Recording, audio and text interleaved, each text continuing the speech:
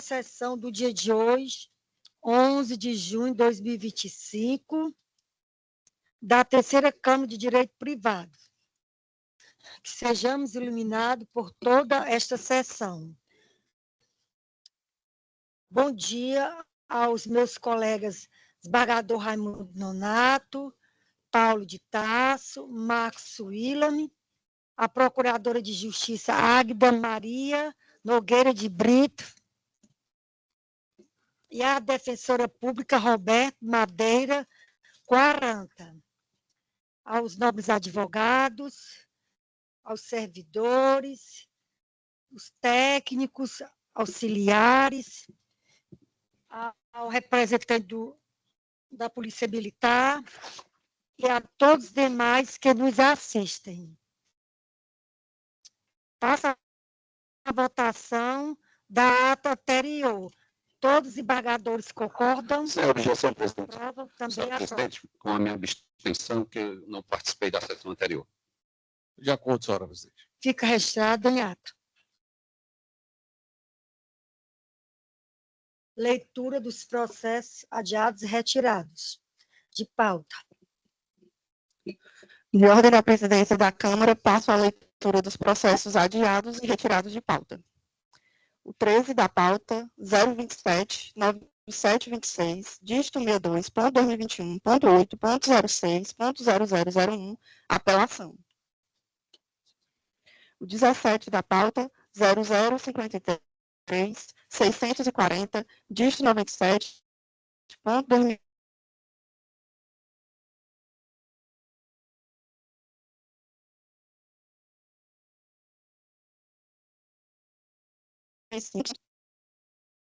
Ponto 8.06.0000/50.001. 62 da pauta 0465528 dígito 22.2010.8.06.0001. Apelação. 65 da pauta 0051 626 dígito 05.2021.8.06.0091. Apelação.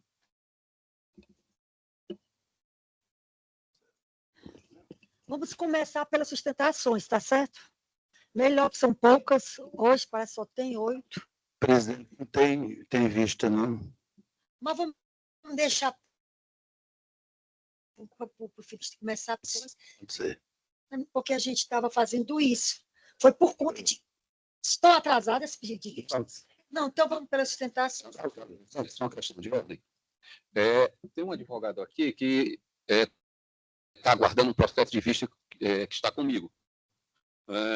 Até porque foi da semana anterior e que eu não estava presente. Aí ele vai só aguardar, só para informar que eu não trouxe o processo, até porque o relator desembargador Lucídio e ele não está presente, então não tem como julgar. E ele está só aguardando para ele não aguardar, né? Já que não vai, o processo não vai ser julgado.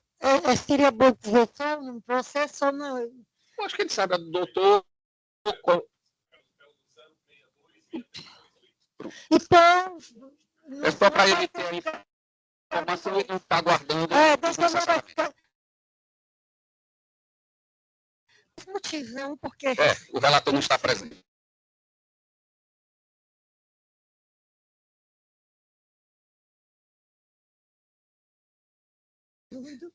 Tem vista, foi feito pedido de vista. Desembargador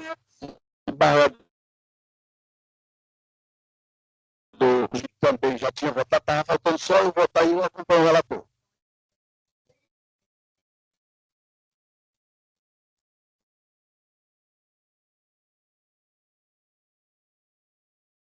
Eu acompanho o relator. PJE.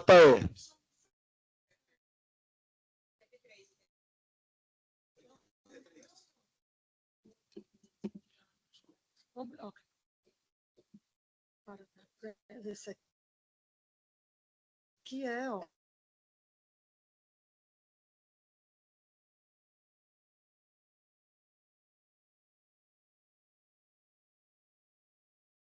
É isso mesmo. Esse.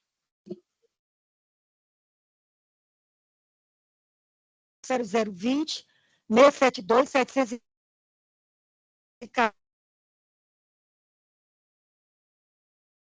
Tasso já havia votado, não é isso, desembargador Paulo de Tasso? Já votou. O desembargador também já votou, Aí eu ele acompanho. confirmou o voto provisório e faltava o desembargador Raimundo Nonato, que pediu vista dos autos, e o voto foi no sentido de acompanhar o relator.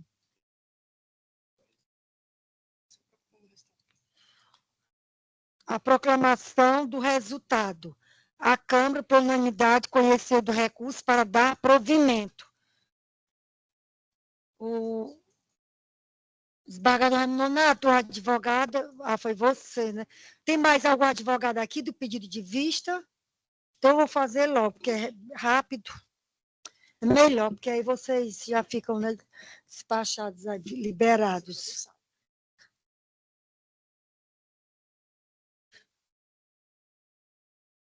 O 82 do SAGE, apelação civil de número 016, 60, 80, 875, 2016. Confirma, doutor?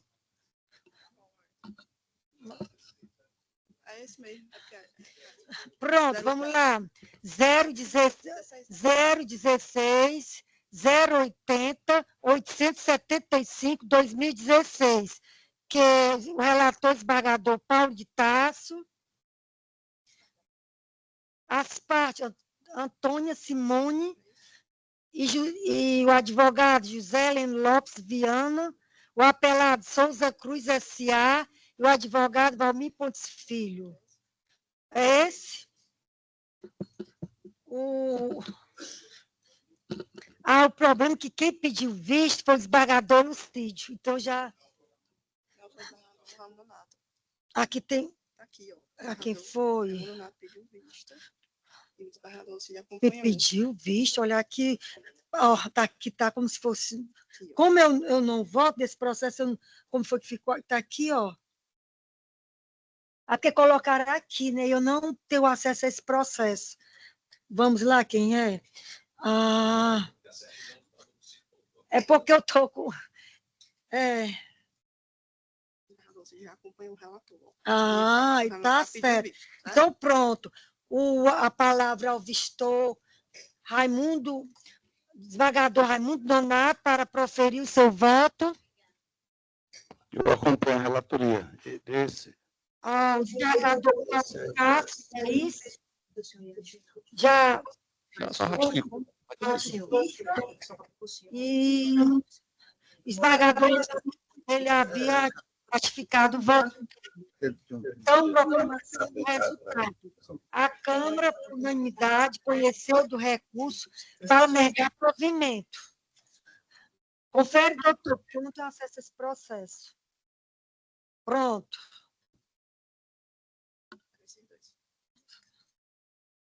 Certo.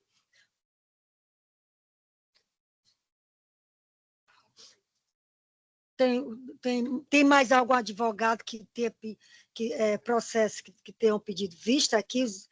Não tem mais nenhum? Então, vamos lá.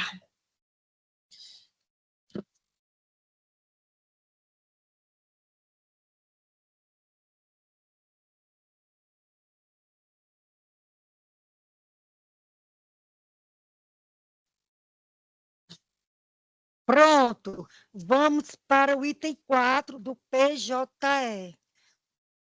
O item 4 do PJE. Apelação da 9ª Vara Civil da Comarca de Fortaleza, de número 021, 061, 161, 2015. A advogada Maria Cristina Marques de Souza, confirma, doutora. O relator, desembargador Marcos Willame Leite de Oliveira. Dispensa a leitura do relatório, doutora. Bom dia, dispensa, excelência. 15 minutos para a sustentação. Senhora presidente, só questão de ordem. Doutora, a senhora fala em nome do... Banco Itaú, consignado S.A. No caso do apelado, né? Isso. O apelado. Certo. Doutora, pelo sistema do voto provisório, nós estamos mantendo a sentença, né? E, portanto, favorável ao cliente de Vossa Excelência.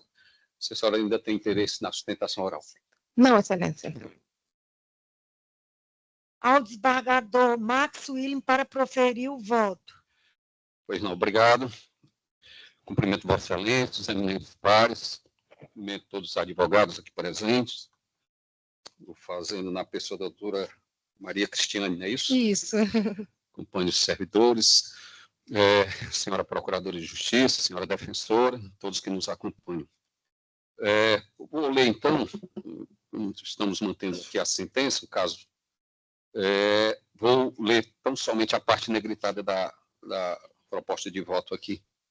Direito processual civil, apelação civil, falecimento da parte autora no curso do processo, inércia na habilitação dos herdeiros, extinção do processo sem resolução de mérito, sentença mantida. É o voto, senhora presidente. Ao desembargador Paulo de Tarso para o voto. Acompanho o relator, senhora presidente. Ao desembargador Raimundo Nonato para o voto. Senhora presidente, Valmério, acompanho o relator. Proclamação do resultado. A Câmara, por unanimidade, conheceu do recurso para negar provimento. Próximo. Bom dia, bom trabalho a todos. Obrigada. Bom dia, doutor. Item 16 do SAGE. O relator, desembargador Raimundo Nonato. A apelação... Aqui são... Depois eu falo. Apelação civil da 10ª Vara Civil da Comarca de Fortaleza, de número 011-983-141-2016. Temos aqui 2 advogados, do apelante Adolfo Lindenberg, Adolfo, e Rodrigo Martins Mariano. Se encontra o outro advogado, só para confirmar. Bom dia, excelências. Eu encontro sim. Eu estou aqui virtual. Então... Excelência, eu também tenho inscrição pela parte, é o número 16, né? Pela Volvo. Então, vamos aguardar aqui a sustentação do advogado da parte apelante.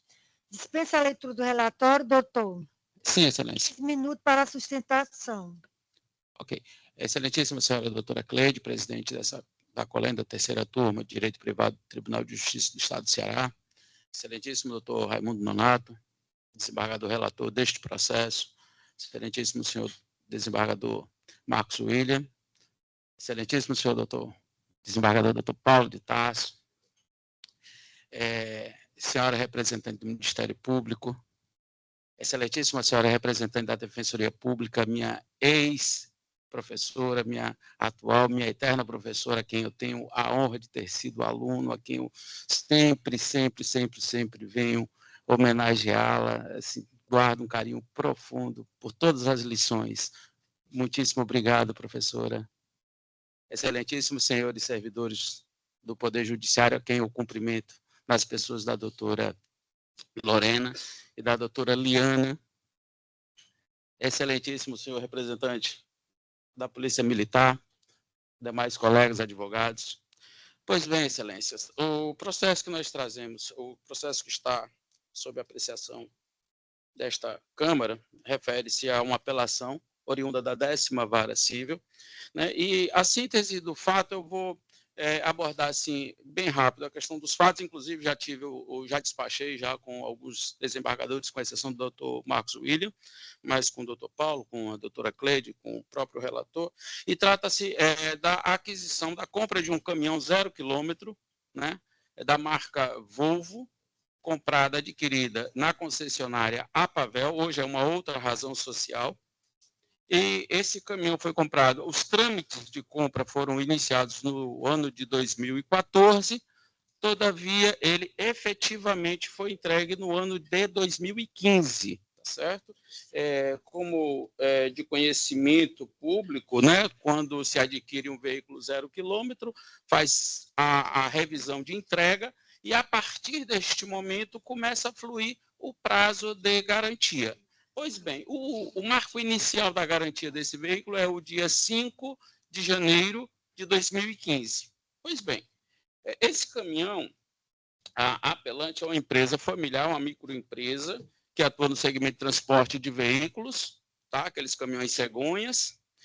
E esse caminhão ele funcionou muito bem do dia que ele foi entregue, do dia 5 de janeiro, até outubro de 2015, do mesmo ano, para ser mais exato, até o dia 14 de outubro de 2015. Ele funcionou muito bem. No dia 14 de outubro, esse caminhão estava no estado do Pernambuco, e aí ele deu uma pane. Ocorrido o problema, o caminhão obviamente foi levado, ele estava dentro do prazo de garantia, foi levado à concessionária mais próxima, e a concessionária mais próxima é uma das requeridas, uma das apeladas, a Gotemburgo Veículos, que é uma concessionária Volvo. A Gotemburgo ela não vendeu o caminhão, porém ela é uma concessionária. O caminhão deu entrada, foi feito o diagnóstico, o caminhão passou 2 dias, e após 2 dias, esse caminhão foi liberado, supostamente consertado. Pois bem, o motorista da empresa pegou o veículo, e ao retirar o veículo voltou a apresentar problema novamente. Ok. Rodou, quando foi no dia 11 de novembro, no dia 16, o veículo rodou poucos quilômetros e deu problema. Voltou para a concessionária. Retornando à concessionária, foi feito um novo diagnóstico, e nesse novo diagnóstico, os funcionários da Gotemburgo Veículo, da apelada Gotemburgo Veículo, eles chegaram a uma conclusão que seria necessário fazer a substituição da parte de cima do motor. Né? O problema do veículo foi no motor, da parte de cima do motor. E foi efetuado esse reparo, né? Apenas a parte de cima do motor, que eles chamam de o cabeçote, alguma coisa desse sentido. Pois bem, foi substituída essa peça, o caminhão passou 26 dias. Após 26 dias, o caminhão foi liberado e, novamente, começou-se a usar o bem móvel. Pois bem, excelências, o caminhão, 11 minutos, apenas 11 minutos após sair da concessionária, o motor literalmente explodiu. O motor do carro explodiu, foi comunicado, voltou novamente o caminhão para Gotemburgo, e aí o gestor da Apelante já não confiava mais nos serviços dessa concessionária, disse, não, vamos fazer o seguinte, vamos pegar esse veículo e vamos trazer para Fortaleza, né, para a concessionária onde foi efetuada a compra. E assim foi feito, foi trazido aqui para a Pavel. Pois bem, chegando na Pavel, foi feito todo o diagnóstico, né? E nesse diagnóstico, qual foi a conclusão? De que realmente o motor precisaria ser trocado. Ok. Quando alguém compra um veículo 0 quilômetro e a concessionária, o fabricante diz, olha, nós vamos ter que trocar o motor. Qual é a conclusão? O que o consumidor hipossuficiente pensa? Ora, vou tirar um motor do meu veículo 0 quilômetro e vão botar outro motor 0 quilômetro. E assim foi feito. O consumidor hipossuficiente, ele não sabe, ele confiou, perfeito, ok. O caminhão passou mais 29 dias, foi liberado. Quando foi no mês de dezembro, no dia 26 de dezembro, o caminhão voltou a apresentar problema novamente. Passou mais 2 dias, o problema não foi consertado. Quando foi em fevereiro, o caminhão apresentou problema novamente. E, por fim, o caminhão deu problema, isso já em 9 de março, e não foi consertado. Em tese, o cliente, mais uma vez, hipossuficiente, julgando que a garantia estava encerrada, pronto. Aí, bom, não tem mais garantia, eu vou ter que resolver, e continuou com o bem defeituoso. Pois bem, me procurou, nós ingressamos com a ação em 2016 e o processo tramitou na 10ª Vara Civil e, ao final, surpreendentemente, para nosso espanto, o magistrado a qual julgou improcedentes os nossos pedidos e ele, com a fundamentação, e eu peço Vênia aqui para ler apenas o trechozinho da onde ele sustenta a decisão, dizendo que a correção dos defeitos ocorreu dentro do prazo legal de 30 dias. Conclui que não houve ausência de condutas ilícitas das promovidas e, por tal motivo, a decisão era de improcedência. Pois bem, excelências, nós não nos conformamos com a decisão, ingressamos com o recurso, o devido recurso. Neste recurso, excelência, nós gostaríamos de fazer aqui algumas pontuações. Primeiro, nós suscitamos, isso, sim, ainda no curso do processo, né, nós suscitamos a questão da troca do motor. Porque na audiência de instrução e julgamento, foram arroladas várias testemunhas, dentre as testemunhas, um funcionário da montadora, o senhor Paulo César Mariotto. E no curso da audiência de instrução, eu indaguei ao funcionário o seguinte: que ele informasse qual era o preço de um motor novo, 0 quilômetro. E ele afirmou lá aos 10 minutos e 12 segundos, entre os minutos 10 e 12 a 10 e 22, ele informou o seguinte: o preço de um motor gira em torno de 80 a 100 mil reais, isso em 2016. Pois bem, nós fomos verificar, e essa informação nós só descobrimos nessa data, a nota fiscal estava anexada nos autos. E a nota fiscal anexada aos autos do motor revela a informação de que o mesmo custou apenas 24 mil reais. Ora, se o motor custa 100 mil e foi colocado um motor de 24 mil, subentendemos que não foi utilizado o motor 0 quilômetro. Outro ponto também que merece atenção foi com relação à questão do prazo de garantia. A requerida Volvo, a montadora, ela, ao entregar o veículo, ela também entrega, obviamente, o manual de garantia, que ela denomina como livrete de garantia, onde ficam registradas todas as ocorrências do veículo, e inclusive a questão da garantia. E na garantia aqui, inclusive está nos autos, eu fiz os memoriais, entreguei para vossas excelências, ela diz aqui na parte da garantia que a garantia o período de garantia é de 12 meses, sem limite de quilometragem, né? Já incluída a garantia legal. No parágrafo seguinte, ela diz o seguinte: a Volvo do Brasil concede ainda uma garantia adicional de 12 meses para os componentes de trem de força especificados neste livrete, sob o título Garantia Adicional do Trem de Força, desde que a quilometragem total percorrida pelo veículo não ultrapasse 200 mil quilômetros. Bom, vamos lá para a definição do que vem a ser trem de força. E aqui também está, no próprio manual fornecido pela montadora, dizendo que trem de força nada mais é do que a questão do motor, e aí ela vem discriminando as peças do motor e a caixa de mudança. E o problema, excelências, do veículo foi aonde? No motor. Pois bem, abordando agora a questão processual, nós, e eu não vou me alongar na questão das preliminares, né? Nós indicamos nas preliminares a intempestividade da contestação de duas requeridas, quais sejam a requerida Gotemburgo e a requerida hora pelada, a Pavel.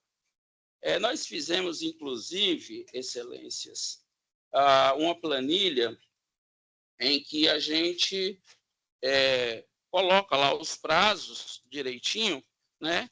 E a discussão gira lá na questão do artigo 231, inciso 1, que é o que nós sustentamos, que o prazo começa a contar, né, no caso, quando a citação é feita postal, né, pelo meio postal, que o prazo deve ser contado a partir da juntada do AR aos autos, né, e as apeladas sustentam que deve ser aplicada a regra geral. Contudo, ainda tem uma outra questão, né, porque quando se trata de mais de uma requerida no polo passivo, né, a contagem conta a partir da juntada do último AR.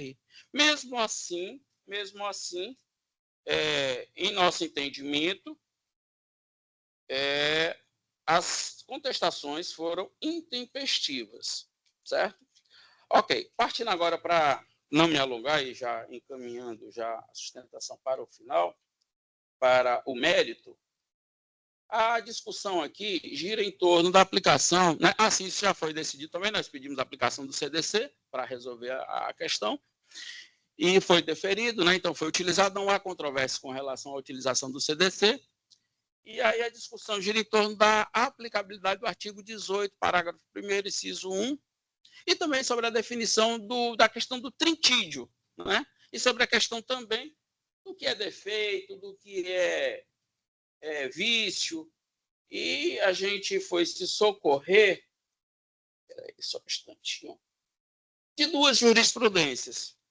A primeira jurisprudência, inclusive esse é um assunto que já foi um assunto tratado várias vezes por esse tribunal, especialmente por alguns dos componentes dessa Câmara, e nós fomos nos socorrer de uma jurisprudência do processo 056, 3658, 96, 2000, cujo relator foi exatamente o doutor Raimundo Nonato, que é exatamente o relator. E nesse julgamento, o doutor Raimundo Nonato ele vai às minúcias, né? E eu peço, Vênia, aqui para ler, não, é um voto bem extenso, mas eu separei aqui apenas dois trechos apenas, rapidinho, e peço, Vênia, para lê-los. Abre aspas, palavras do doutor Raimundo Nonato. E ele classifica sobre o que é vício do produto. Ele diz, vício do produto, nos termos da lei, é aquele correspondente ao não atendimento em essência das expectativas do consumidor no tocante à qualidade e à quantidade que o torna impróprio ou inadequado ao consumo, ou que lhe diminui o valor. Restringe-se ao próprio produto e não aos danos que ele pode gerar para o consumidor nos termos do artigo 18 CDC. Mais à frente, o doutor Raimundo Nonato também diz o seguinte, que fato do produto, por sua vez, sobressai quando esse vício for grave a ponto de ocasionar dano indenizável ao patrimônio material ou moral do consumidor por se tratar, na expressão utilizada pela lei, de defeito. É o que se extrai do dispositivo, e aí ele cita uma jurisprudência do STJ. Com relação ao STJ, que também é um tema que já foi enfrentado, já é entendimento consolidado do STJ, eu fui me socorrer de uma jurisprudência da lavra da ministra Nancy Andrighi, que inclusive é o RESP 1.684.132, de origem aqui do nosso Tribunal do Ceará, que trata também sobre a aquisição de veículos 0 quilômetro, e ela aborda sobre a questão do trintídio. E aí também vou pedir, Vênia, aqui a Vossas Excelências, eu obviamente não vou ler tudo, não tem sentido, mas eu quero ler apenas dois trechos em que a ministra Nancy Andrighi, ela fala sobre o entendimento do tribunal se a contagem do prazo do trintídio deve ser todas as vezes que, no caso, o veículo deu problema, ele ingressou para o conserto, e aí, após a entrega, volta a correr novamente, ou se a contagem é feita de forma contínua. E aí ela diz o seguinte, essa foi uma ação de 2009, né? A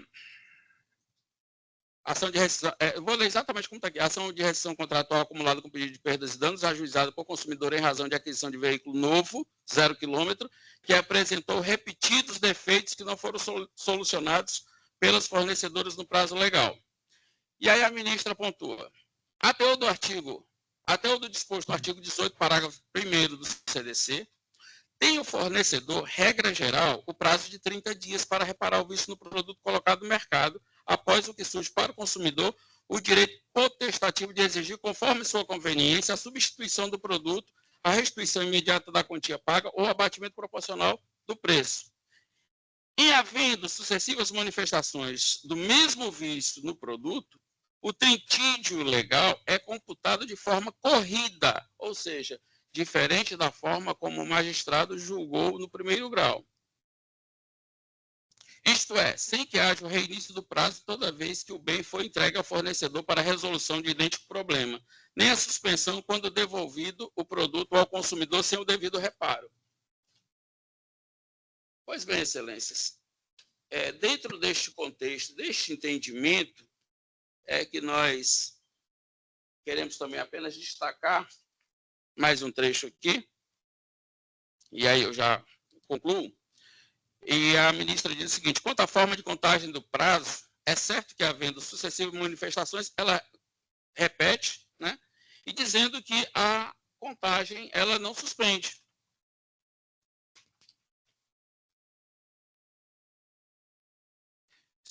Também, sob a perspectiva teleológica, não é possível aceitar a interrupção ou a suspensão do prazo a cada manifestação do vício, pois isso significaria uma subversão à ideia fundamental do CDC de atribuir ao próprio fornecedor os riscos inerentes à atividade econômica exercida.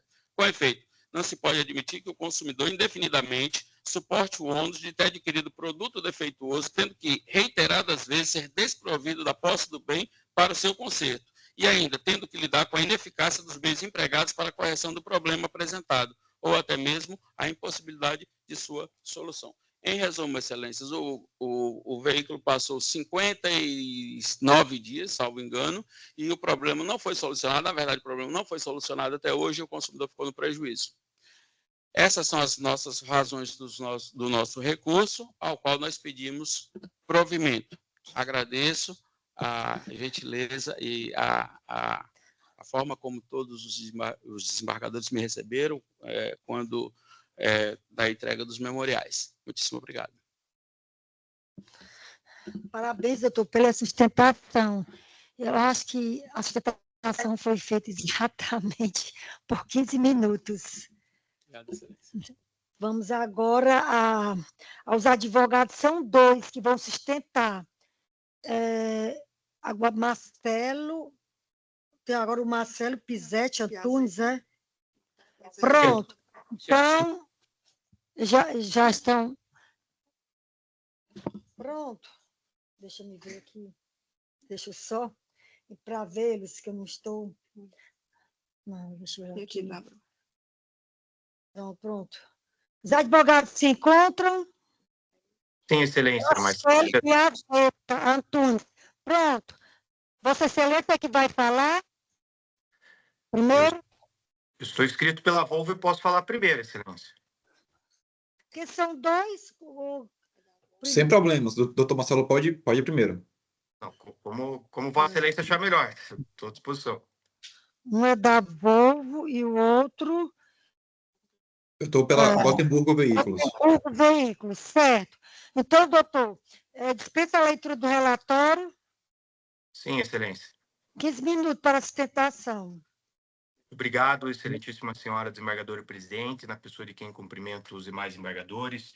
Cumprimento também o nobre advogado que me antecedeu na sustentação, também o doutor Rodrigo, demais advogados. E vou ser bastante breve, excelências, nos pontos que foram levantados pela parte contrária. De fato, esse caminhão ele apresentou um problema no motor, no 14 de outubro de 2015. Em um primeiro momento, foi feita uma substituição parcial da peça. Percebeu-se logo em seguida que essa substituição não realizou o conserto adequado e, para evitar quaisquer dúvidas, foi feita a troca completa do motor. Pegou-se o motor do caminhão do apelante, que era um motor que estava já com quase 100 mil quilômetros rodados, e substituiu-se esse motor por um motor novo. Alegou-se de maneira inovadora, porque isso não estava na petição inicial, que o motor novo colocado no caminhão seria um motor recondicionado. Excelência, a prática de colocar motor recondicionado está longe de ser uma prática comum, própria, ou mesmo esperada de uma empresa como a Volvo. Né? Por óbvio que não houve a colocação de um motor recondicionado. Evidentemente que o motor que foi substituído, o novo motor colocado, era um motor novo. Tanto é que há nos autos, como o colega que me antecedeu mencionou, a nota fiscal de envio desse motor da Volvo para a concessionária. Foi dito, mas nós percebemos depois que os valores eram diferentes. Excelência, aqui nós temos uma questão de premissa quando com base no que se fala sobre o valor. Porque ao ser questionado sobre um valor do motor novo, o que a testemunha levou em consideração se um cliente for até uma concessionária e pedir para comprar um motor novo, qual que é o preço? À época, em torno de 80 a 90 mil reais. Mas quando a Volvo pega esse motor da fábrica e manda esse motor para a concessionária, por óbvio o valor não é 80 mil reais. Por óbvio se está analisando aqui o valor interno de envio desse motor para a concessionária. Não se tratou de uma venda ao cliente final. Por isso que essa nota fiscal não contemplou o valor de venda ao cliente final. Se o apelante fosse até a concessionária e pedisse para comprar um motor novo, o valor da nota fiscal emitido, naturalmente, seria de 80 a 90 mil. Não foi o que aconteceu no caso. Então, o motor que foi instalado no caminhão do apelante foi um motor novo, a nota fiscal de venda de transferência da Volvo para a concessionária está nos autos e não há nenhuma indicação de que seria um motor recondicionado. Aliás, essa é uma prática que a fábrica não realiza, até porque seria muita displicência colocar um motor recondicionado, sobretudo porque ao colocar um novo motor, a fábrica, obviamente, precisa reiterar a garantia desse novo motor. Então, a questão sobre o motor ser novo ou recondicionado, além de ser uma questão inovadora e, na nossa visão, não pode sequer ser conhecida nesse apelo, caso conhecida fosse, é uma questão totalmente superada por conta da própria nota fiscal. A divergência de valores, como mencionei, decorre do fato de que se tratava, quando do questionamento em urgência, de venda ao cliente final, e a nota fiscal aqui não foi uma nota fiscal de venda ao cliente final. Se superarmos essa questão, excelências, e aqui é o ponto principal dessa demanda. O que o autor postula? O autor postula a substituição do caminhão por um novo 0 km. Esse é o pedido. Além de lucros cessantes pelo período em que supostamente teria ficado impedido de usar o caminhão. O que a testemunha do apelante disse em sede de audiência de instrução? Testemunha Jackson Albuquerque Luna. Ao ser questionado se, depois da troca do motor, o motor deu mais problema, ele respondeu, não, o motor não deu mais problema. O depoimento pessoal do apelante, excelências, questionado pelo juízo, resolveu o problema do motor? Ele disse, abre aspas, em relação ao motor propriamente dito, sim. Portanto, como é que se vai falar em substituir o caminhão por um caminhão 0 km, quando o conserto realizado pela concessionária, com a substituição completa do motor por um motor 0 km, resolveu o problema? E aqui nós também temos uma questão de conduta contraditória por parte do apelante. Porque o que fez o apelante quando aconteceu o problema? Levou o caminhão até a concessionária, pediu o conserto foi realizado, ele foi lá, retirou o caminhão e continuou a trafegar regularmente com o caminhão, confessando nos autos de que o problema no motor foi consertado.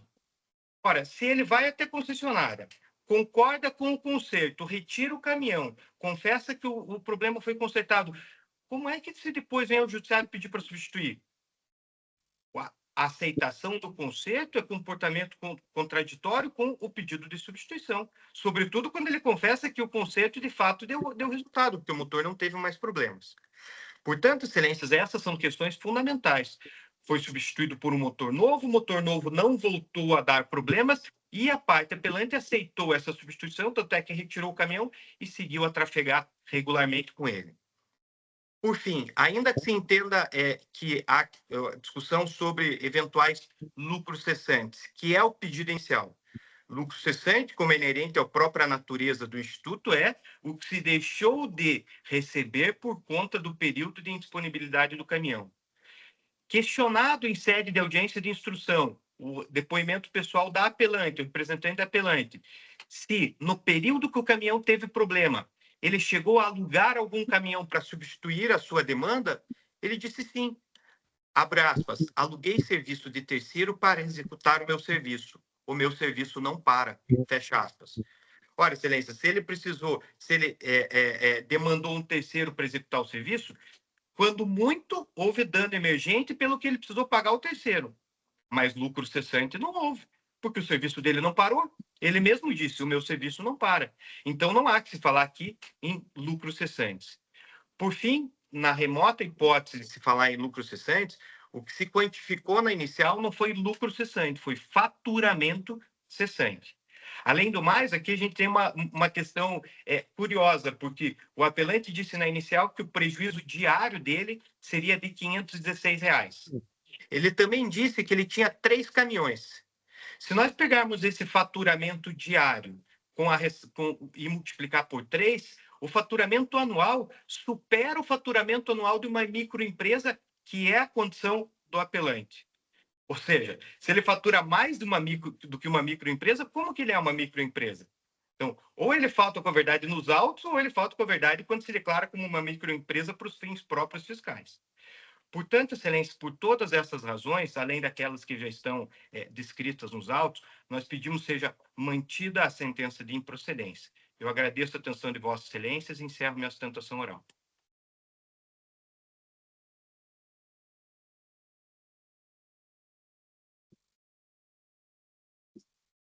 Pronto, doutor.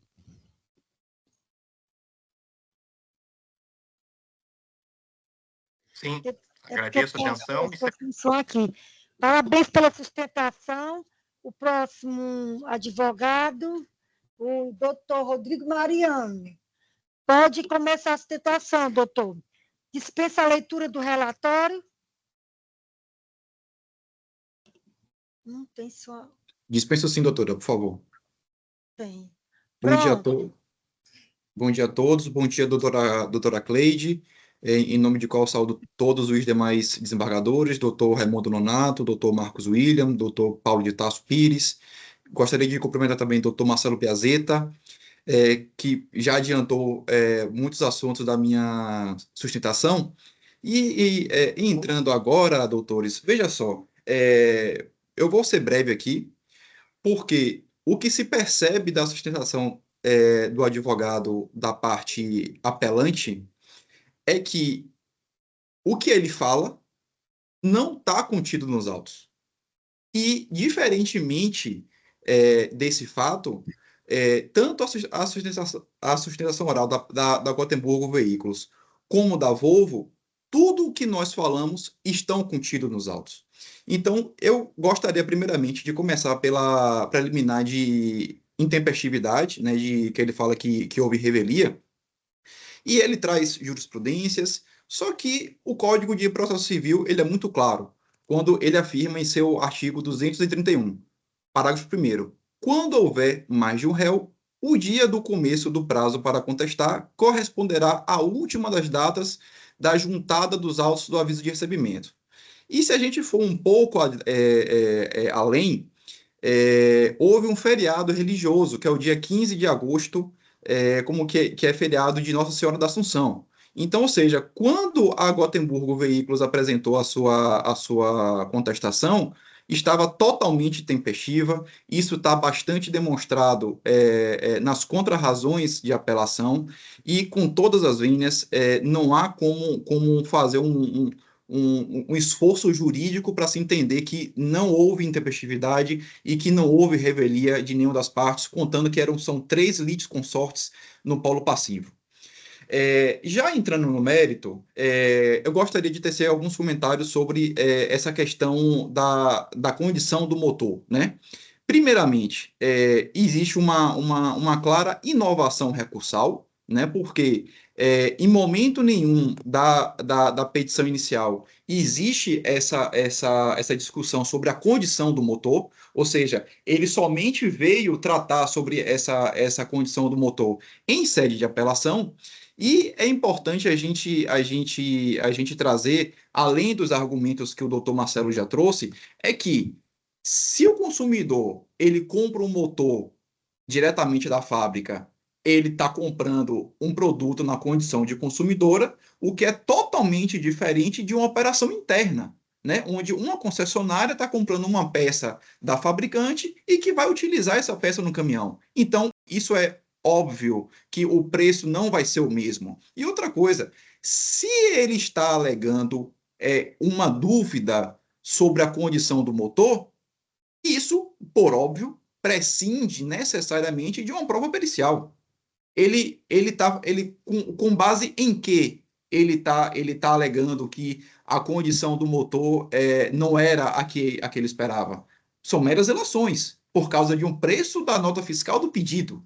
Então, essa argumentação não prospera do início até o final, porque, como o doutor Marcelo mesmo falou, existiu, de fato, os problemas foram devidamente sanados, e aí é que eu gostaria de entrar na fase da audiência de instrução e julgamento, onde a testemunha arrolada pelo próprio autor, o senhor Jackson Albuquerque Luna, que é o motorista do caminhão, ele confirmou que, depois da troca do motor, ele não apresentou qualquer problema. E 2, que à época da audiência, o caminhão já tinha mais de 300 mil quilômetros percorridos, mantendo a mesma média de uso dos demais veículos do autor.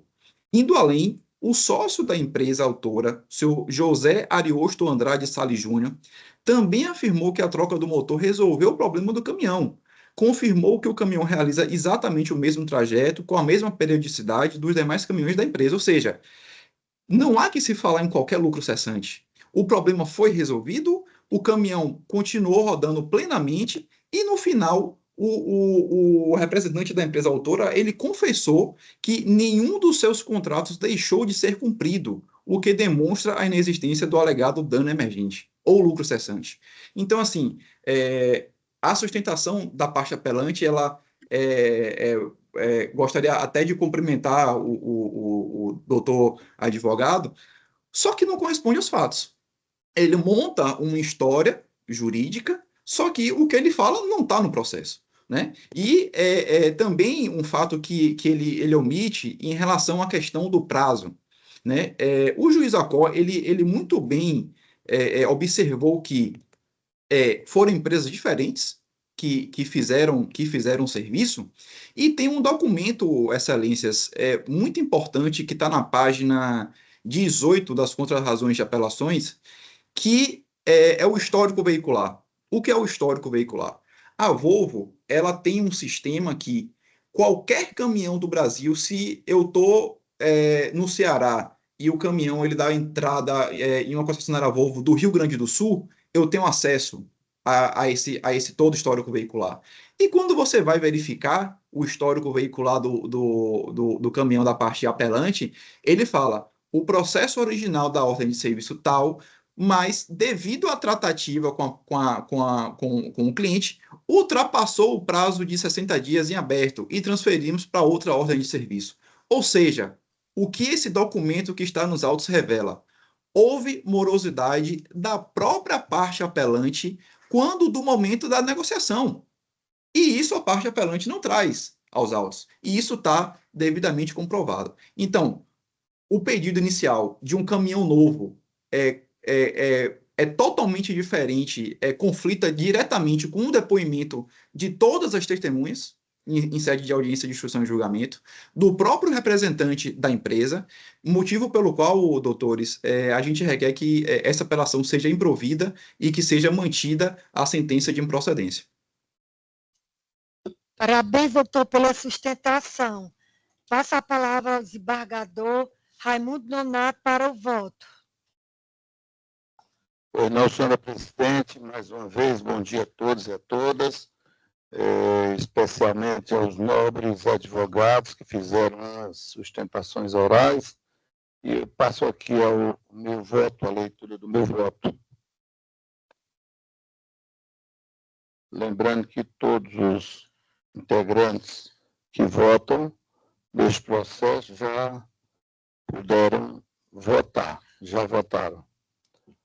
Senhora presidente, no caso, aumenta direito do consumidor, direito processual civil, apelação civil, preliminar de inovação recursal, acolhida, preliminar de não aplicação do Código de Defesa do Consumidor rejeitada, preliminar de rejeição das contestações por suposta intempestividade rejeitada, ação de indenização por danos materiais e morais, veículo, vício não aparente, prazo de 30 dias para a solução do vício pelo fornecedor, não cumprimento, responsabilidade solidária da cadeia de fornecedores, danos materiais, morais, não comprovados, recurso parcialmente conhecido e parcialmente provido. No caso,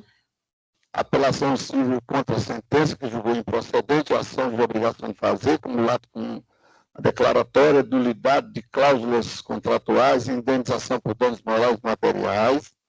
A autora alegou vícios persistentes em caminhão Volvo VM 330 e pleiteou substituição do veículo, ressarcimento da quantia ou abatimento proporcional do valor.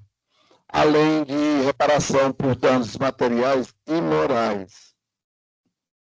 A questão em discussão. As questões em discussão são as seguintes. 1.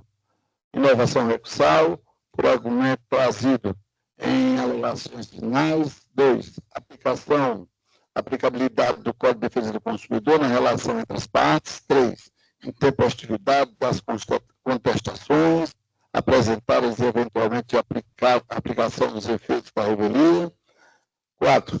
Descumprimento ou não do prazo legal para reparo do vício do veículo, a ensejar as opções previstas no artigo 18, para primeiro 1 e 3, 1 a 3 do CDC, para a defesa do consumidor, e reparação por danos materiais e morais. As razões de decidir. Acolhimento da preliminar contra a recursal, de não conhecimento por inovação recursal, o argumento da apelante de instalação do motor recondicionado no caminhão objeto da lide somente foi trazido aos autos em sede de alegações finais, fase processual em que não é possível alterar a causa de pedir, posto que a demanda já se encontrava estabilizada nos termos do artigo 329 do CPC. Rejeição da preliminar contra a recursal de não aplicação do Código de Defesa do Consumidor. Verificada a vulnerabilidade econômica e técnica da parte autora frente às réis, impede reconhecer a aplicabilidade por equiparação das normas de direito do consumidor relativamente às hipóteses dos autos, aplicando-se a teoria finalista mitigada. Rejeição da preliminar de reconhecimento dos efeitos da revelia. As contestações foram apresentadas tempestivamente, porquanto, em se tratando de mais um réu, o dia do começo do prazo para contestar corresponde à data do último aviso de recebimento da carta de citação. Mérito. O prazo de 30 dias previsto no artigo 18, parágrafo 1º do CDC, para a reparação do vício do motor do veículo foi ultrapassado, justificando a restituição do valor pago nos termos da jurisprudência do STJ. A prova dos danos materiais e lucros cessantes recai à parte autora. Não há nos autos prova de que a empresa autora deixou de auferir renda com a paralisação do veículo objeto da lide e nem do prejuízo emergente decorrente do fatídico. O dano moral da pessoa jurídica exige prova de abalo à honra objetiva, o que não foi demonstrado nos autos. E, por fim, na parte dispositiva, voto no sentido de que a apelação seja conhecida, todavia parcialmente provida, e a sentença reformada. E aqui na parte dispositiva, que eu faço questão de ler para ficar mais esclarecido, na parte dispositiva, esmiuçando, ante o exposto, conheço parcialmente a apelação cível, para na parte conhecida dar-lhe parcial provimento, reformando a sentença ora impugnada, para julgar parcialmente procedente os pedidos autorais para 1.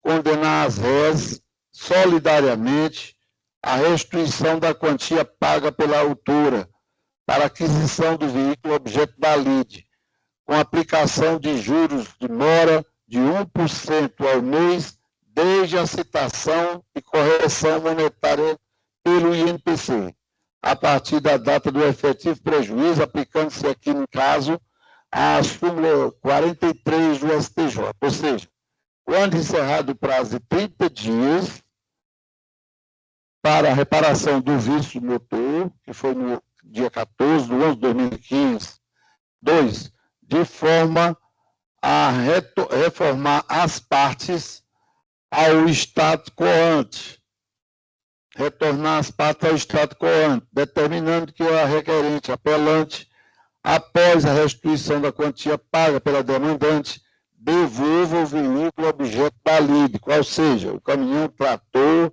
marca modelo Volvo, VN 330, 4X2T, motor diesel, 6 cilindros, a potência 330 kV, né, CV, cor branca, ano de fabricação tal, e a Apável Aparecida Veículo, de placas PMT 8089. Tendo em vista a sucumbência recíproca, custos e honorários devem ser rateados pelas partes em proporções iguais. Arbítrio a verba honorária em 10% do valor do proveito econômico obtido. É o voto, senhora presidente. Acompanho também o voto do relator na íntegra como votante. Passo a palavra ao desembargador Max William para proferir o voto. Senhora presidente, eu confirmo o voto provisório, acompanhando o eminente relator. Proclamação do resultado. A Câmara, por unanimidade, conheceu do recurso de apelação parcialmente para dar parcial provimento. Doutores, uma dúvida aqui, por gentileza. Como existem três réis, que são três partes apeladas, essa condenação ela foi solidária para. Vossa Excelência entrou com os embargos de declaração, a gente discute depois. O julgamento, da minha parte, já terminei. Ok, então. Ele vai ter acesso a isso, ao acórdão, e vai analisar o que ele está falando. Muitíssimo obrigado, Excelência. Desejo a todos um bom dia, saúde e paz. O próximo item é o 61 do SAD. O advogado desse senhor Ávila. Ele está aí?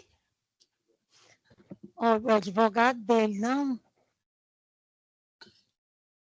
Então, vamos deixar até ele chegar, não é isso, advogado? Nós vamos esperar.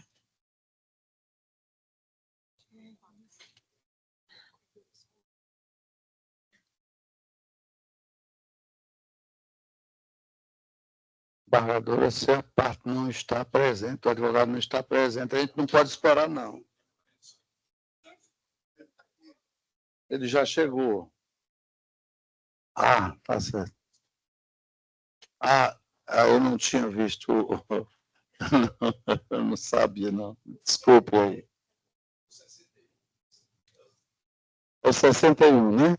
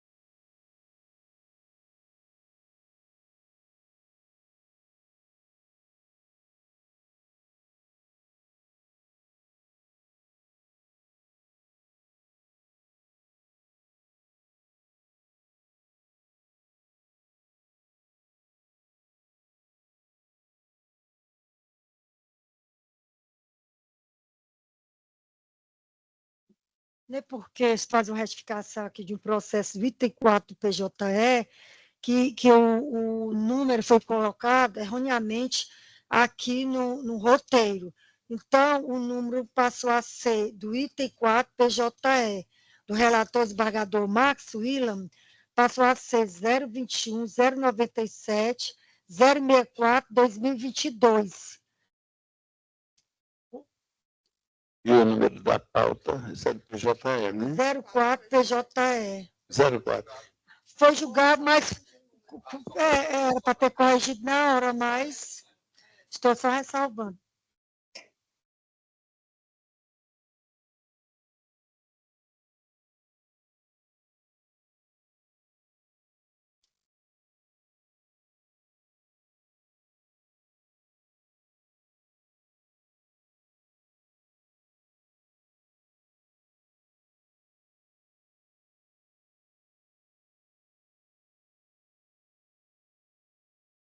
O número 61 do SAG, item 61, desembargador Paulo Tasso. Apelação civil da 31ª Vara Civil da Comarca de Fortaleza, de número 011-999-246-2019. O advogado aqui, Guilherme Otávio de Castro. Doutor, confirma o número do processo que eu falei neste minuto? Sim, excelência. Bom dia. Bom dia. Dispensa a leitura do relatório. Dispensa, excelência. Senhora presidente, por favor, em relação a essa apelação, o doutor Guilherme representa a parte apelada. Isso. É isso, doutor Guilherme? Doutor Guilherme, nós estamos desprovendo aqui o recurso, mantendo na íntegra a sentença do primeiro grau. Vossa Excelência tem interesse na sua petição oral? Não, excelência, dispensa. Muito obrigado. Queria agradecer Vossa Excelência por ter me recebido ontem, também ao desembargador que me recebeu ontem na hora do almoço. Raimundo Nonato, muito obrigado por me receberem e ouvirem os meus apelos, né? Muito obrigado, Excelência. Sempre um prazer. Tchau, tchau. Ao desembargador, como relator, Paulo de Tasso, para proferir o voto. Pois não, senhora presidente, eu até peço aqui a permissão dos colegas de ler aqui uma parte da emenda, que a emenda ficou um pouco... Como a gente está aqui já mantendo, então, é apelação à sentença parcialmente procedente para declarar rescindido o contrato celebrado entre as partes e determinar a integração de posse da parte autora no imóvel descrito na inicial. Eu passo adiante. No caso, a autora se ressente de inadimplemento obrigacional por falta de pagamento, a repercutir na rescisão do contrato de promessa de compra e venda do imóvel identificado na exordial, contestação sem qualquer ressonância nos autos, alegações defensivas genéricas e evasivas, julgado pioneiro irrepreensível, precedentes do Superior Tribunal de Justiça, nada a reparar, voto pelo desprovimento da apelação, senhora presidente. Ao desembargador Raimundo Nonato para o voto. Acompanho o relator, presidente. Também acompanho o voto do relator na íntegra. Proclamação do resultado. A Câmara, por unanimidade, conhecer do recurso para negar provimento.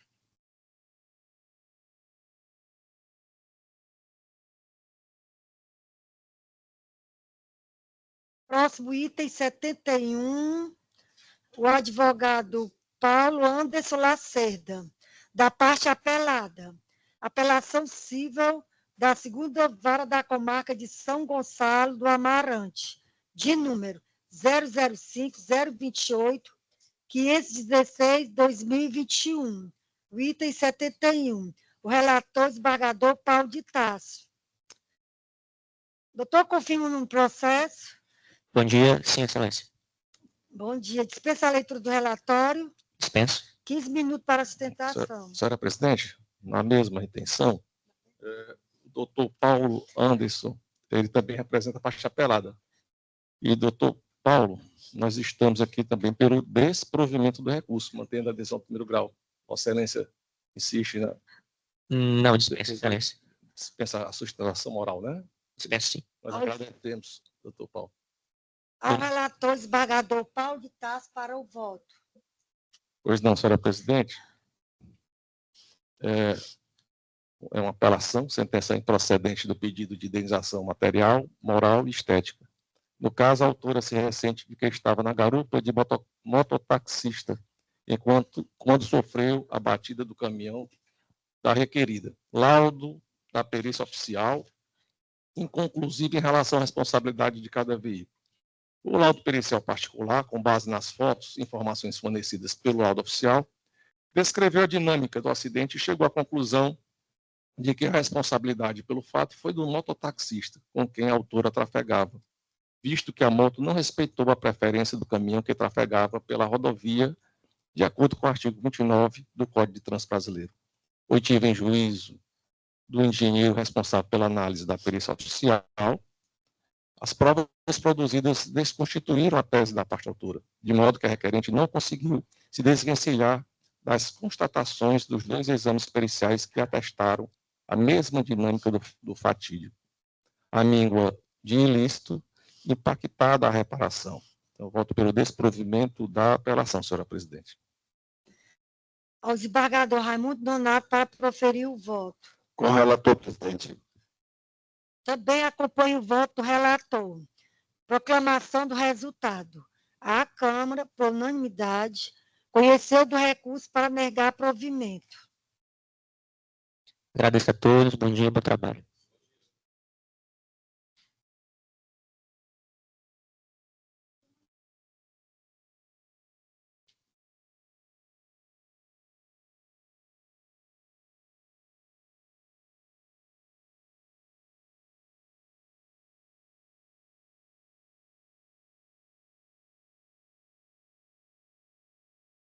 (49) do PJE, de minha relatoria.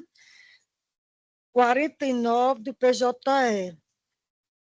A apelação cível de número 0201-020-151-286-2023.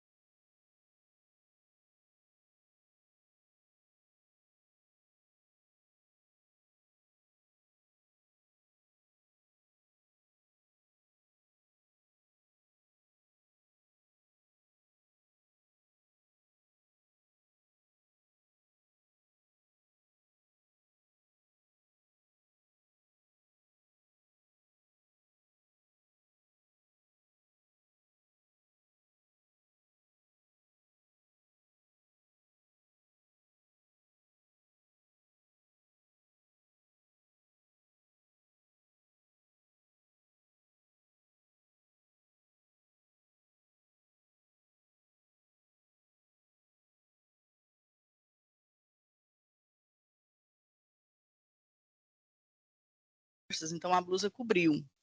Mas assim que a escola teve conhecimento, né, por uma ligação dos pais no turno da tarde, a escola imediatamente ela entrou em contato com as professoras do turno da manhã, né, porque Benjamin estudava de manhã, procurou saber o que tinha acontecido e logo no dia seguinte, na manhã seguinte, marcou a reunião com os pais, com ambos os pais do Benjamin e os pais da criança que mordeu o Benjamin. Foram ouvidas as indagações, né? E o colégio se comprometeu a realizar um acompanhamento das duas crianças, né? Das duas crianças de faixa etária de 2 a 3 anos, para ver se existia alguma mudança no comportamento.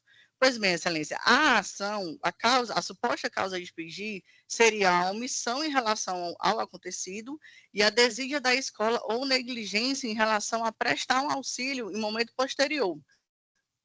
Como eu falei, não houve omissão em relação ao acontecido, porque, apesar de estar presente no momento 2 professoras, né, infelizmente a professora de imediato não conseguiu identificar. Então, por isso que não foi relatado naquele momento para os pais.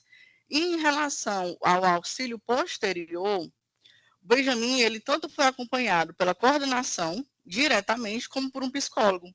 Em nenhum momento, durante todo o acompanhamento, houve uma identificação de mudança de comportamento. Tanto com os colegas, não houve rejeição em voltar para a escola, né? Então, ou seja, não existiu dano por causa daquele acontecido, né? Como a psicóloga falou, não houve uma mudança de humor, tampouco social, né, com os colegas, porque não houve a angústia, né, como relatado na apelação. Tanto é, excelências, que o Benjamin continuou ainda até 2024 estudando na escola, né? eu gostaria de pedir licença aos senhores, só para narrar aqui o que a própria testemunha do autor falou na audiência de instrução. Com licença.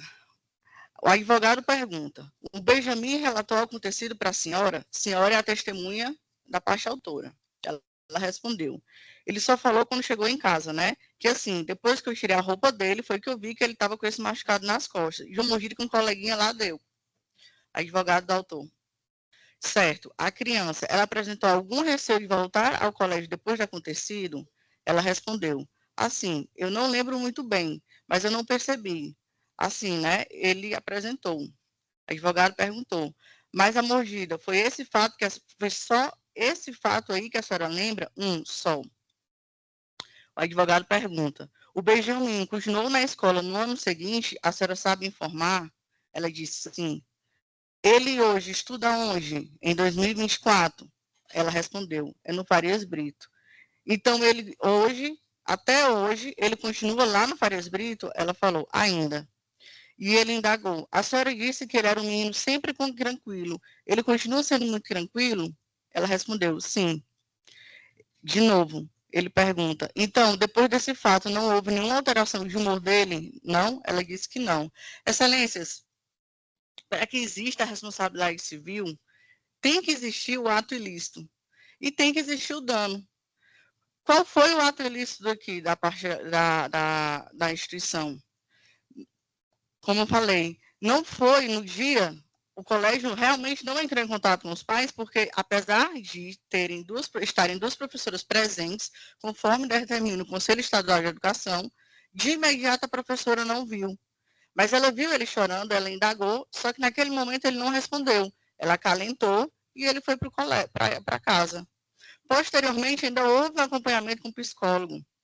A psicóloga ainda continuou acompanhando para saber se existia alguma mudança. Benjamin, graças a Deus, continuou estudando normalmente no colégio, sem apresentar qualquer recusa de voltar ao colégio e sem apresentar qualquer receio perante os coleguinhas. Então, assim, também não houve dano, excelências. Então, em razão da patente aqui, a ausência de qualquer requisito da responsabilidade civil, que a parte apelada postula pela manutenção da sentença. Agradeço a atenção de todos.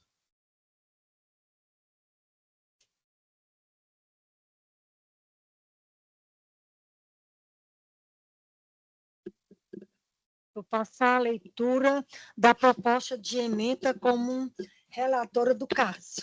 Direito do consumidor e civil. Apelação civil, danos morais. Aluno por volta de 3 anos, agredido por colega em evento escolar. Fato incontroverso. Escola falhou no dever de vigilância. Choro. Hematomas não percebidos pelas professoras. Ciência do colégio somente pela mãe, após entrega normal da criança à mesma. Responsabilidade objetiva.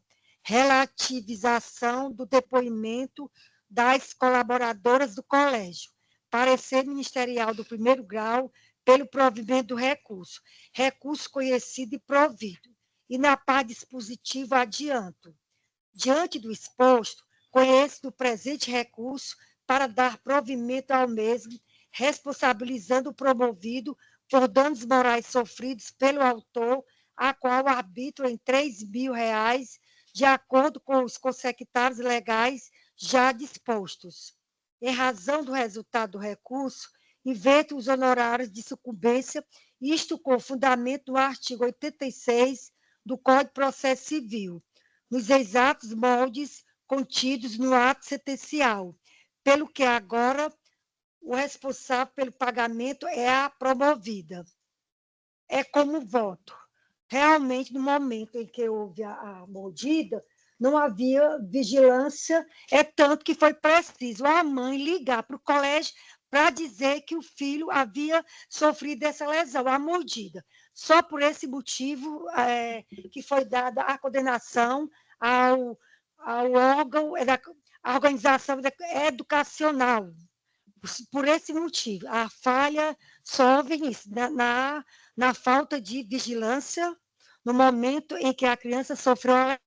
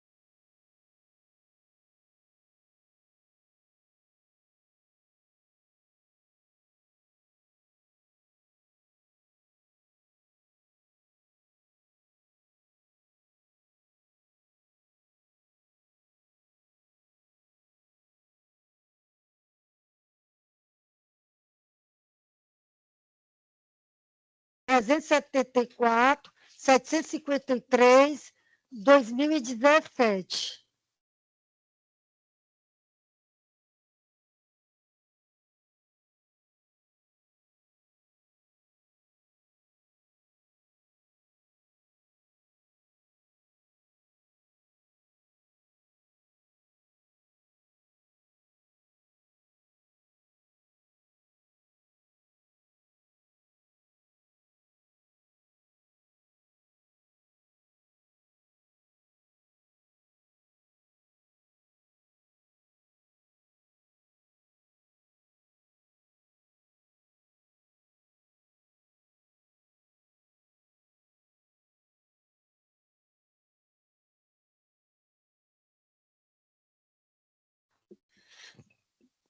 Ao relator desembargador Paulo de Tarso para o voto. Pois não, senhora presidente.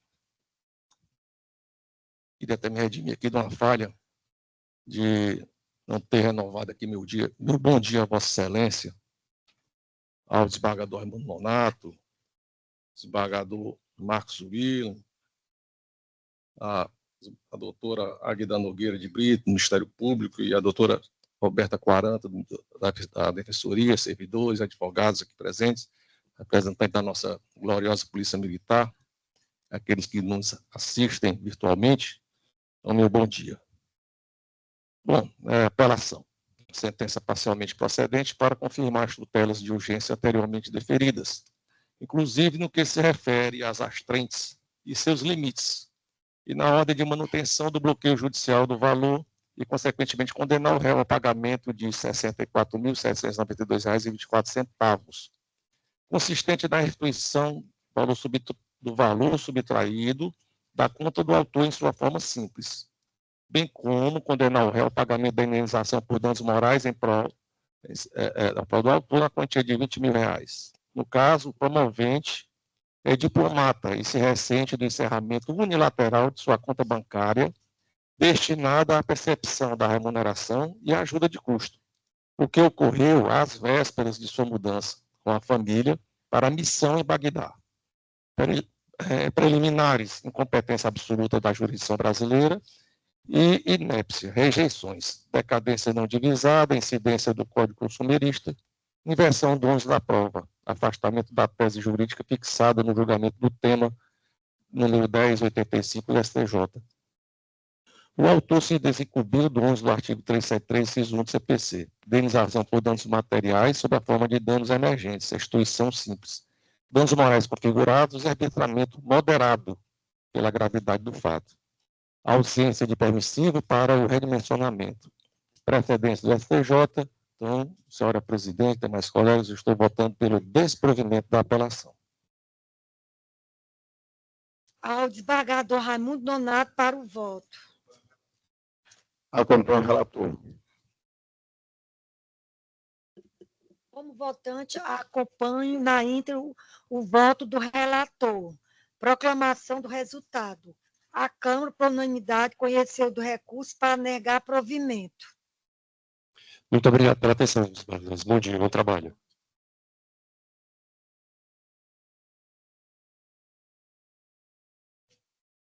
Seu advogado já chegou? Quem é? Pois só 5 minutos aqui de intervalo.